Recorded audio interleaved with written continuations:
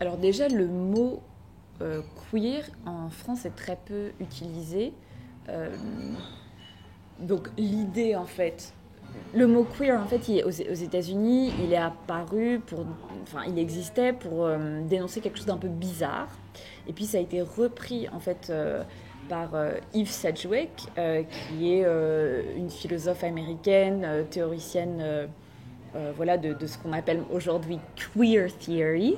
Et ce que c'est la théorie queer, c'est-à-dire que c'est toutes les représentations de genre, mais quand on parle d'une sexualité queer, c'est souvent une sexualité qui ne se définit pas de manière binaire. C'est-à-dire que dans notre société, on nous apprend qu'on est soit hétéro, soit homo, qu'on est homme ou femme.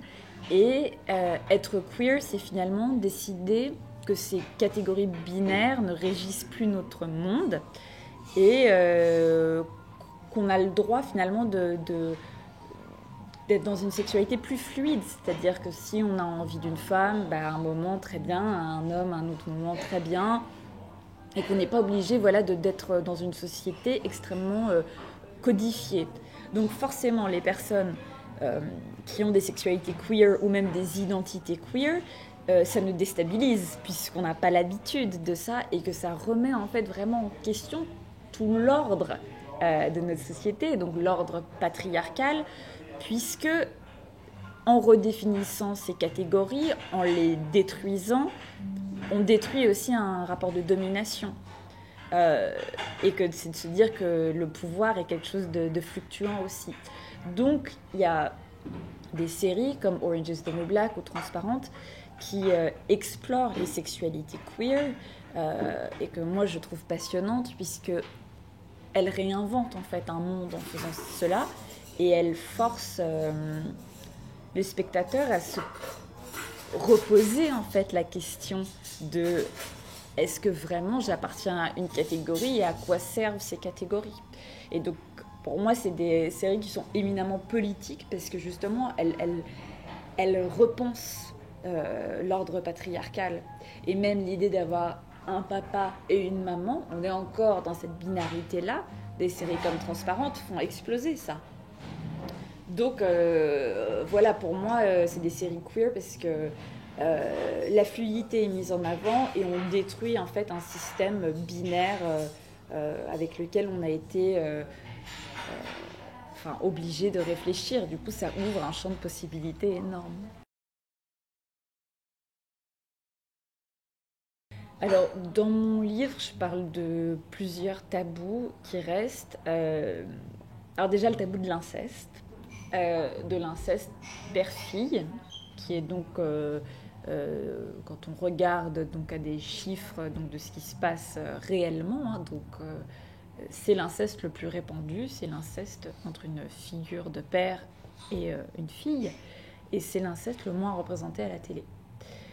Donc ça, c'est extrêmement dérangeant, puisque les incestes adelphiques entre frères et sœurs sont représentés. L'inceste entre la mère et le fils est représenté, alors que statistiquement, c'est extrêmement rare. Mais l'inceste entre le père et la fille, ça, c'est absent.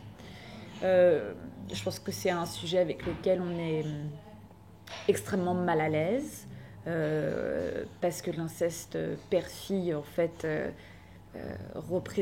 incarne un système de domination patriarcale total finalement. Et le fait que ça ne se passe pas que dans les mythes et dans les contes de fées, mais que ça arrive à côté de chez vous, je pense que c'est quelque chose d'extrêmement grave dont on parle peu.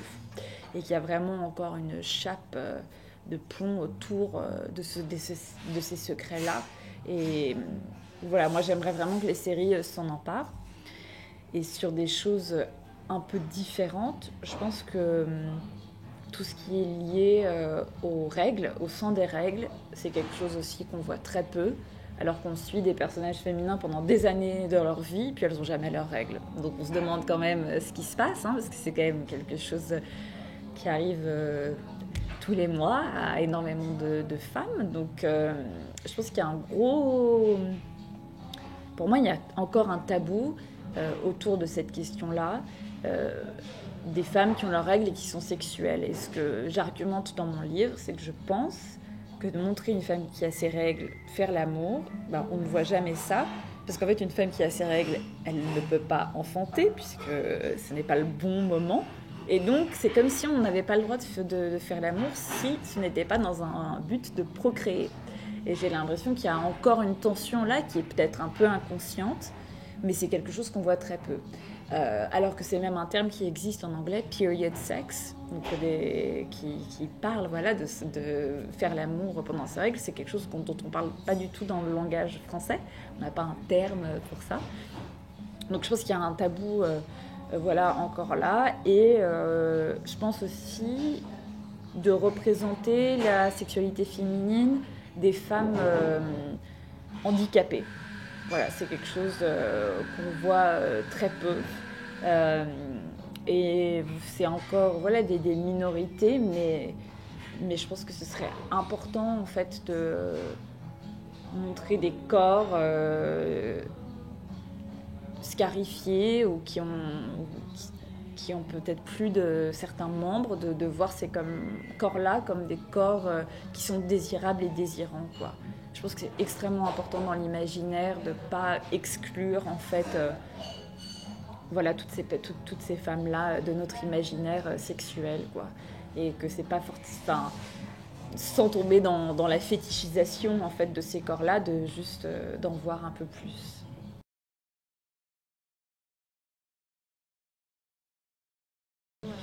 Alors je suis pas spécialiste des séries françaises, j'en regarde moins. Pour ce qui concerne la sexualité féminine, c'est sûr que c'est quelque chose de très très peu abordé en France, de manière frontale en tout cas. Parfois il y a des évocations de sexualité féminine, mais je pense qu'en France on n'a pas encore de showrunneuse, c'est-à-dire qu'en fait en France on a quand même beaucoup de retard même sur la conception de qui fait une série. En France, depuis la nouvelle vague, on est dans le sacre de l'auteur, c'est-à-dire que la personne qui écrit doit réaliser. Aux États-Unis, pour les séries, on est dans le sacre du showrunner. Donc le showrunner, c'est la personne qui dirige la salle d'écriture. Donc le réalisateur, finalement, change à chaque épisode. Ce n'est pas du tout la personne importante ou la réalisatrice. C'est la personne qui est en charge de l'écriture. Donc déjà, je pense qu'il y a voilà, une charge de pouvoir liée à l'écriture qui est beaucoup plus puissante aux États-Unis. Les auteurs, les scénaristes sont mieux payés aux États-Unis qu'en France. Donc il va falloir en France qu'on valorise les scénaristes.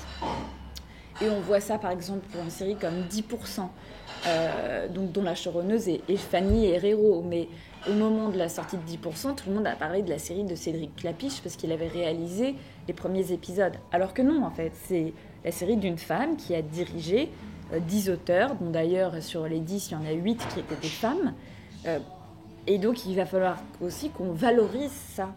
Et pour moi, c'est vrai qu'une série comme 10%, dont l'héroïne principale est une femme qui a une sexualité lesbienne, qui est évoquée à un moment par un cunnilingus qui n'est pas montré, mais qui est évoqué, pour moi, ça c'est assez novateur en France.